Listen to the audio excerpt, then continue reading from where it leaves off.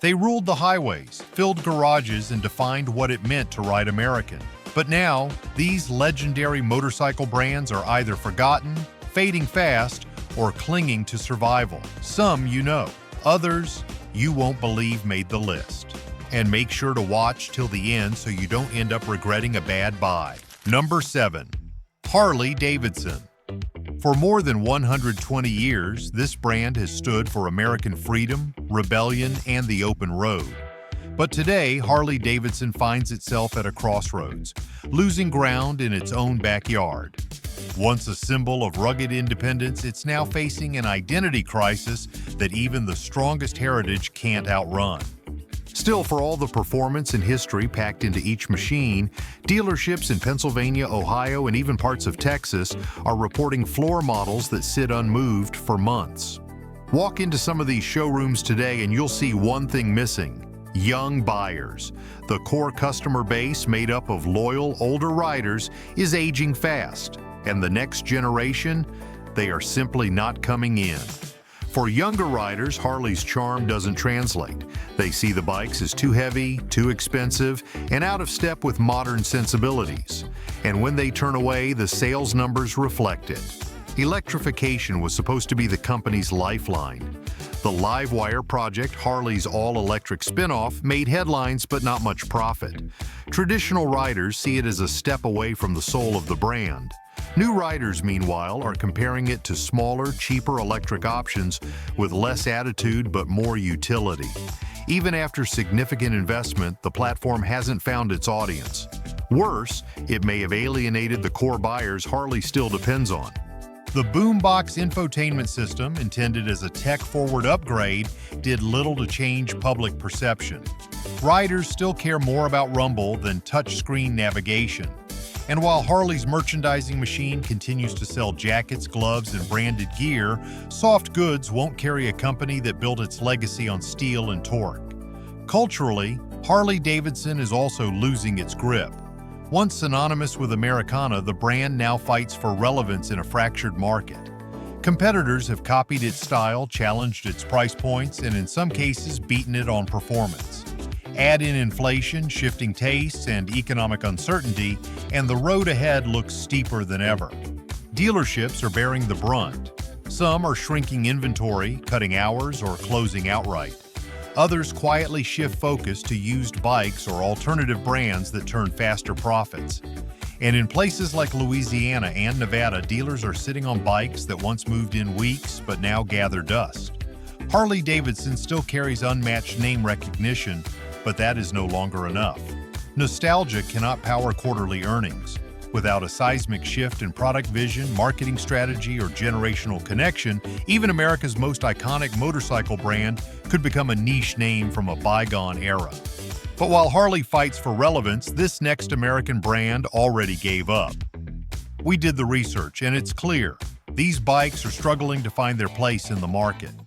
Do any of these models surprise you? Hit the like button and share your thoughts in the comments below. And if you want more research-backed insights, make sure to subscribe. Number 6. Victory. There was a moment when it seemed like Victory might just break the mold. Born out of ambition and engineered with American muscle in mind, this brand promised a new era of V-twin performance without the baggage of heritage. Riders looking for something different, something bold, gravitated toward the clean lines, modern frames, and aggressive stance. It was built to be the thinking man's cruiser for those who loved American iron but weren't beholden to the name Harley. For a time that worked. But Polaris, the parent company, made a controversial decision in 2017 that changed everything. After years of middling sales and high operating costs, Victory was officially shut down. Just like that, the brand disappeared. No retirement party, no farewell model. Just a quiet statement and a long list of disappointed dealers and customers left to figure out what came next. That closure hit harder than most people realize. While the Indian revival under Polaris grabbed headlines, longtime Victory riders were left in the dust. Support for parts is slowly drying up. Mechanics who used to work on these machines are shifting away. Trade-in values are dropping fast, and new riders are wary of buying into what feels like a discontinued promise. Once you lose factory backing, confidence disappears quickly. And yet, the sense of betrayal runs even deeper in some corners of the riding community.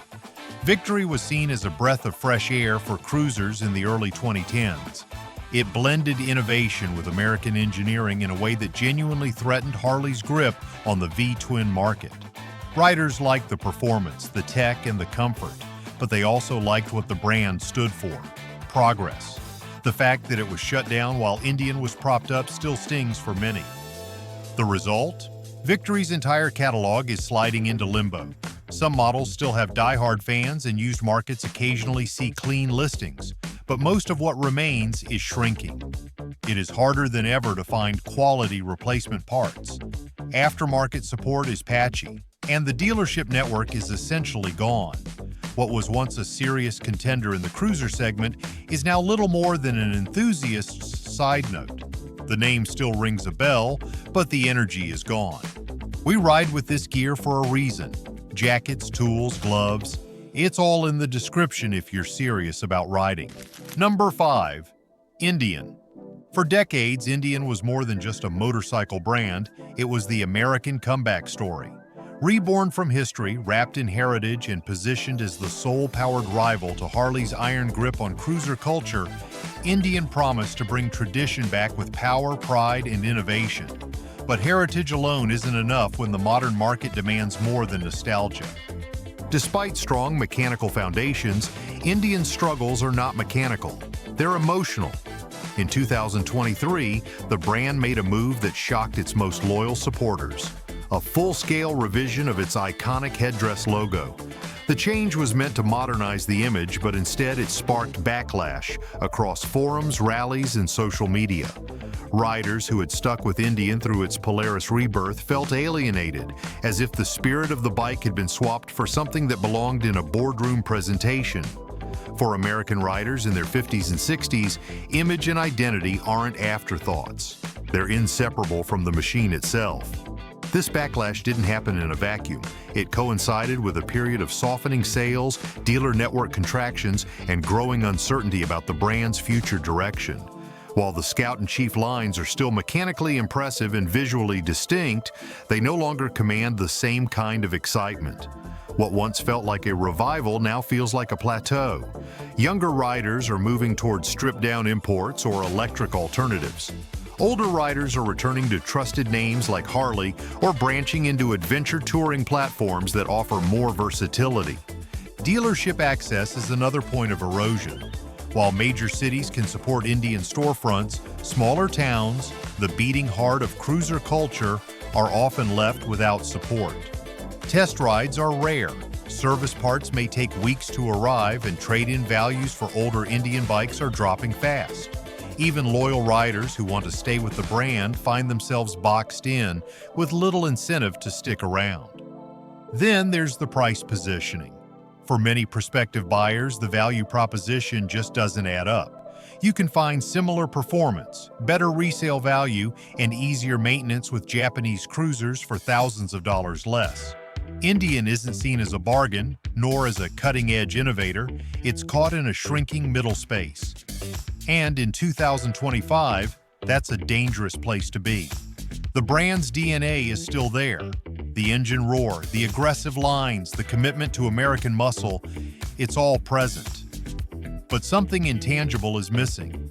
For a company built on heritage, eroding emotional connection is a death sentence. Riders don't just want power, they want meaning. And with each decision that distances Indian from its roots, that meaning gets harder to hold on to. The next brand proves this decline isn't unique to Indian. When even heritage can't secure a future, what chance does a newer import brand have? Number 4.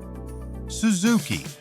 There was a time when Suzuki stood proudly alongside Honda and Yamaha, offering bikes that combined aggressive performance, dependable engineering, and a price tag working-class riders could justify. But those days are fading fast. What used to be a bold innovator now feels like a company idling in neutral, slowly slipping out of relevance. Suzuki hasn't truly refreshed its cruiser design since the early 2010s.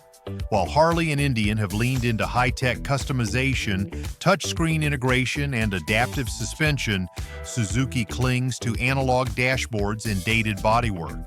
Riders expecting modern refinement walk away feeling underwhelmed.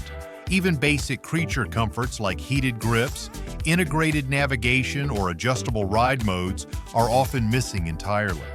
And that gap is growing wider every year. The GSX Sport Bike series is also stuck in the past. Though the GSX-R was once a legend, it now feels like a relic.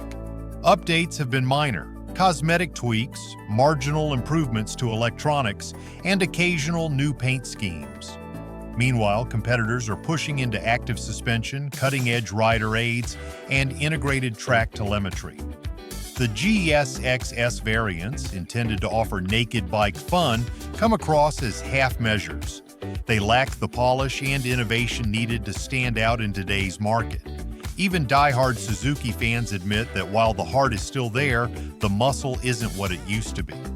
Perhaps most troubling is Suzuki's lack of any serious electric future. While Honda has committed to electrification milestones and Yamaha has showcased working prototypes, Suzuki remains silent. In a motorcycle world preparing for zero-emission mandates and eco-conscious buyers, that silence speaks volumes. It doesn't just imply delay, it implies denial. And in the US market especially, where riders are already split between tradition and transition, Suzuki's absence from the conversation is becoming a liability. Dealership access is another growing problem. Over the past 5 years, Suzuki's dealer network in the United States has shrunk dramatically. Fewer dealers mean fewer new riders discovering the brand, fewer maintenance centers to keep bikes on the road, and more parts scarcity for owners who already feel abandoned. The erosion is visible in major cities and smaller towns alike. A name once seen everywhere now appears only in fading signage and used listings.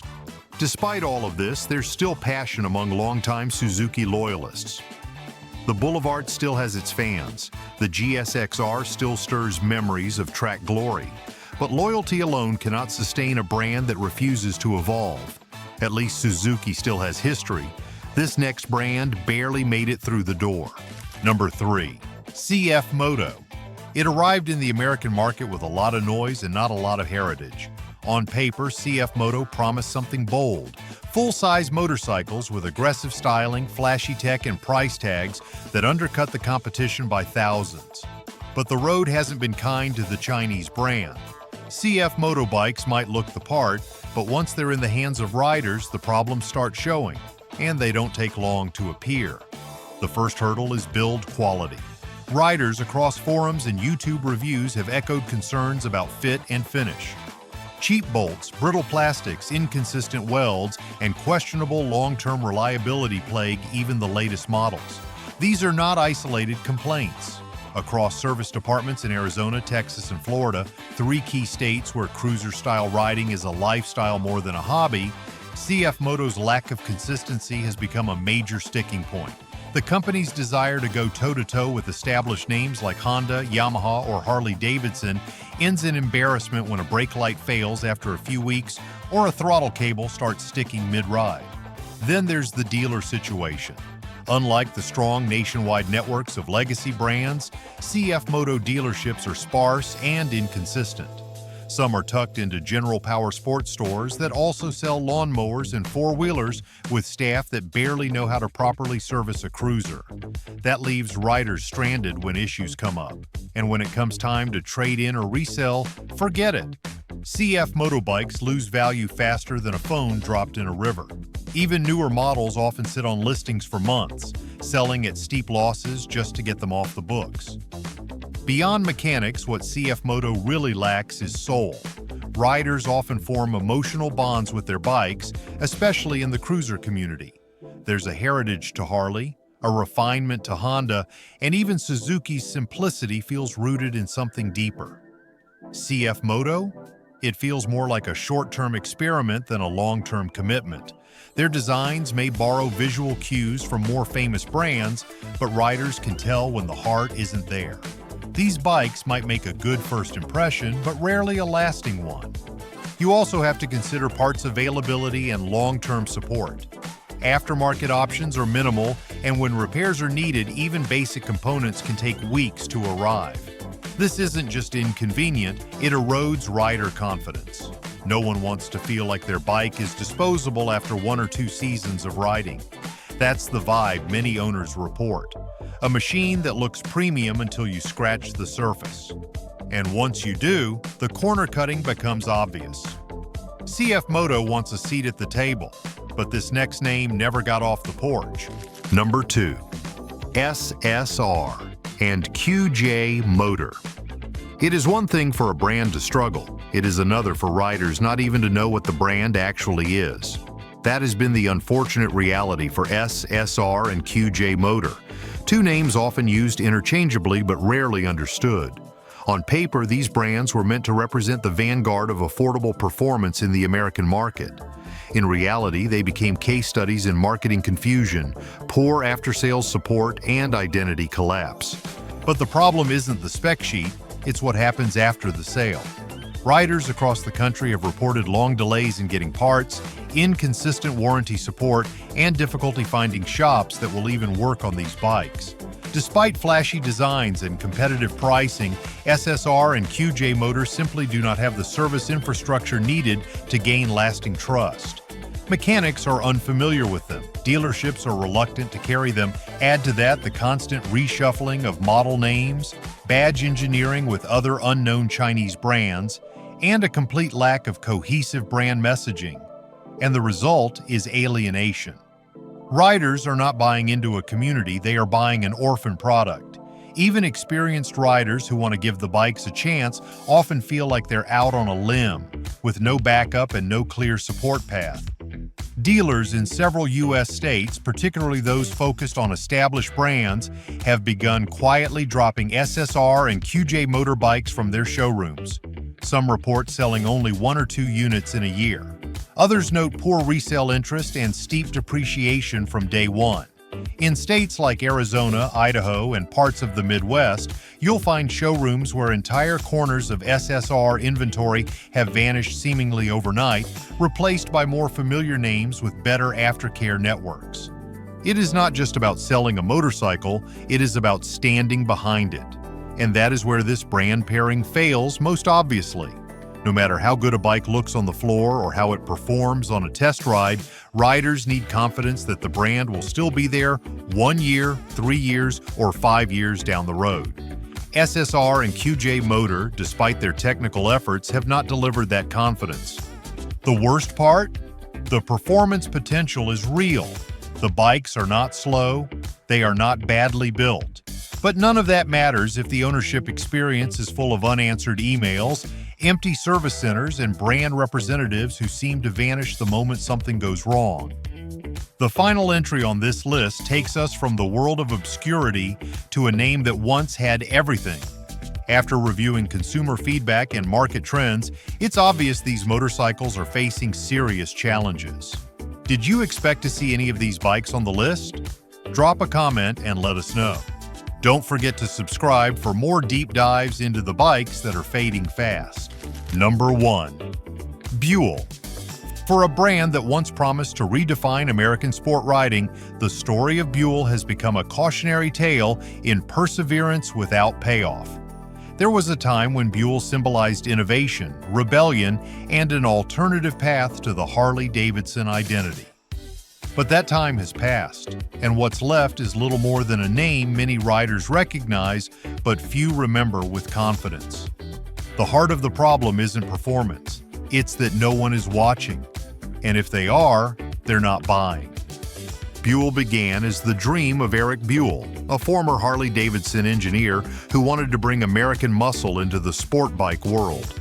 The company gained momentum in the late 1980s and early 1990s with unconventional designs, perimeter braking systems, and a philosophy that combined race-derived engineering with bold aesthetics. In 2003, Harley-Davidson bought a majority stake, hoping to use Buell as its high-performance division. But just 6 years later, in 2009, Harley shut the doors on the brand entirely, citing poor sales and economic pressure. At the time, it seemed like a shocking decision. Buell had a small but passionate following. Their bikes weren't perfect, but they had character. For many riders, that mattered more than flawless refinement. The shutdown was abrupt and bitter. Dealerships were left with unsold bikes. Loyal owners felt abandoned, and Eric Buell himself, who had poured years into shaping the brand, was left on the outside, watching his creation get discarded by the very company that once backed it. Since then, Buell has returned, more than once. Most recently, the name was revived under new ownership in the early 2020s, promising a line of performance-oriented motorcycles built in America with serious horsepower and competitive specs. On paper, everything looked ready for a strong comeback, but the market had moved on. There are no large-scale Buell dealerships in the United States. Distribution remains minimal. Most customers can't test ride, can't finance easily, and have nowhere nearby for routine service. That kills momentum before it starts. You can't build brand loyalty when most people can't even find the product. Even worse, the Buell name is now trapped between two legacies, the Harley Association and the performance aspirations. It no longer fits clearly in either world. Cruiser guys don't care about sport styling, and performance riders, with access to decades of proven European machines, aren't eager to gamble on a brand that's vanished more times than it's delivered.